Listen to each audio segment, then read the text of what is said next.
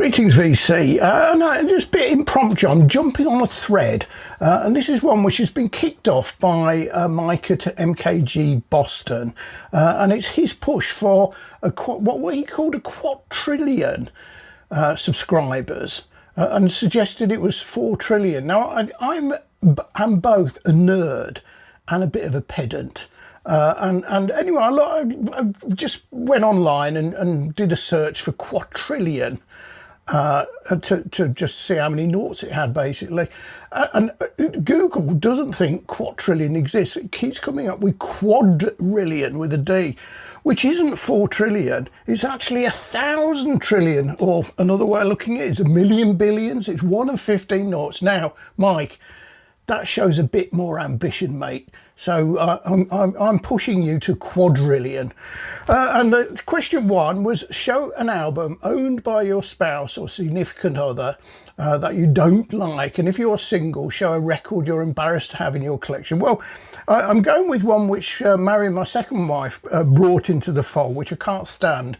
And this one is Japan's, it's not their debut, it's an early one, 1979, I think, Quiet Life. Now, I've said I don't like Japan loads of times, and I don't like Sylvian's voice, but the title track of this I really hate. So when this came out in 79, or well, I don't know when I heard it, whether it was 79 or 80, I absolutely hated it, and it was everything which I disliked about the coming of synth pop. Didn't like his voice, didn't like the synth pop, and it was one of the reasons that pushed me away from new music during much of the 80s, because I just don't like synth pop. And then sort of took me a while to get back into music again. So that's that one. Question 2, show a favourite snack item and review it. Well, this is fairly recent. So over the weekend, I visited our local farm shop, which has some interesting and quite posh and expensive produce. One of which is this Torres brand of crisps or chips on the other side of the pond, and these are my absolute favourite. So every time I go there, I buy a bag of these, expensive though they are, and they are simply fried potatoes, or fried in extra virgin olive oil, and they are delicious. Number 3, wear a cool shirt in your video and explain why you think it's cool. Well, I think it's cool because it's I bought this on the original Flaming Lips Yoshimi tour. So the UK arm of that, or leg of that tour, was in the first couple of months of 2003.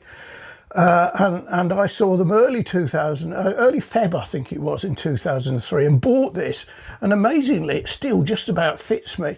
And it's got the mic test at the back. It's pink rock, which I quite like the sort of joke about. And you know, an original Yoshimi, it's cool. Describe number 4. Describe both a positive as well as a negative concert experience and show an album by one or both artists. So bad, but now before I go on to this, both of these are similar in the way they were both double headers, so top bands, no sort of no first and second in here. They were both equal, and one was awful and the other was brilliant, and they were both sort of similar time in the mid noughties. And bad was, I mean, this could have been on my first one as well, because Marion liked Alice Cooper, and I think they're okay, but you know, not brilliant. So she dragged me along, and they were playing. The other band on with them was Motorhead, and it was awful. You know, just too much Alice, and I can't stand Motorhead. So you know, it was probably the worst gig I've ever been to. In contrast,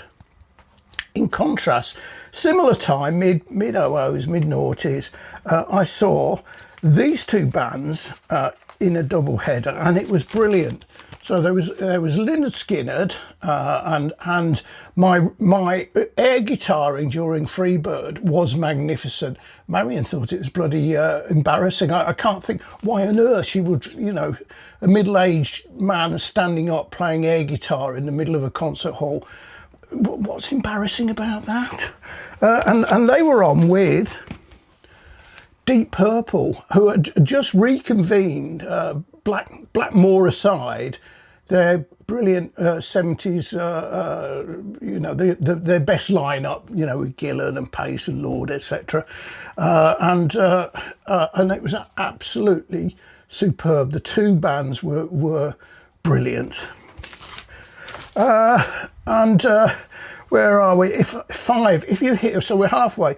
If you hit the lottery, what is your dream destination after collecting your winnings? I thought there's quite a lot of places I would like to go, but I decided, I think, you know, if I had to pick just one, it would be New Zealand. Well, obviously it's a long way away, so, you know, I'd need some money to get there. Well, you know, there's wine. There's fields, there's mountains, there's Lord of the Rings stuff where they filmed it all, there's rugby, and of course there's more wine. So what's not to like? Number 6, show a blues album. Well, funnily, I mean, I've got loads of blues rock, and actually I've got a load of CDs, with particularly compilation CDs of blues artists. Actually, I don't have very many. When I started looking, don't have that many out and out blues albums. But this is one I bought a few years ago, not that long ago, and it's Howlin' Wolf, eponymous album, and it was originally released in 1962. This was it's a bit of an audiophile recording, I believe this one is, and it was a 60-year anniversary, released in 2022. So, number 7, I love hats. Show me a hat you own in your personal fashion collection and why you like it. Well, I've got a fedora here, and I just think it's cool. And I like to imagine the women are swooning when they see me in this. Of course, delusions? Well, possibly. I bought this for to go to a wedding, actually, a nephew's wedding a couple of years ago. But I got it completely wrong, because this is a wide brimmed one, and it's the wrong colour. And it didn't go with the suit, so I didn't wear it, but I'd like to wear it out. So I've got 2 hats I really like to wear out. This is my winter one, this is handmade in Ecuador. And I also have a proper, for the summer, a proper Panama, which was also handmade in Ecuador. So that's my hat, and the reason why I'm wearing it. Number 6, who's the supermodel? Show a record by a male and female artist who you consider to be supermodels in the looks department. Well, I'm going with my first love.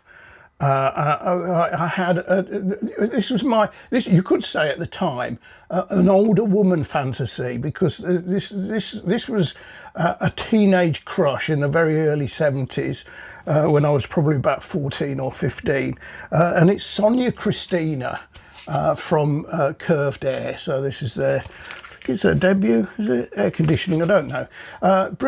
Brilliant. I actually saw them as well, and ogled from the balcony at Sonia. I didn't realise this until now, because I just checked the spelling of her name, and apparently she was married to Stuart Copeland during the 80s. I think they married early 80s and divorced in the early 90s, and she had 3 kids with him. So anyway, that's Sonia, and the man, I'm going with Robert Plant of that sort of beat combo Led Zeppelin fame, and you know, it's the flowing manes, isn't it? Lioness hair, you know, shirt open, strutting his stuff, and you know, to be fair, he still looks pretty good today. Make it stop. Show a song you don't need to hear ever again. Now, I can't show this one because I don't have it on a record, but every year around Christmas time, the radio just plays non-stop Fairy Tale of New York by the Pogues and Kirsty MacColl. Now, I mean, it's a good duet. It's quite funny. I don't hate it. I'm just bored to tears with it. Absolutely bored to tears, and I will be happy not to hear it ever again. Number 10, show an album with an excellent duet on it. So another duet one, and also this includes was actually my first thought of the female I fancied most, and probably still do. Anyway, and I'm not talking about Peter Gabriel, I'm talking about Kate Bush, because my excellent duet is Don't Give Up by Peter Gabriel and Kate Bush, which appeared on Gabriel's 1986 album So. And so there we have it. That's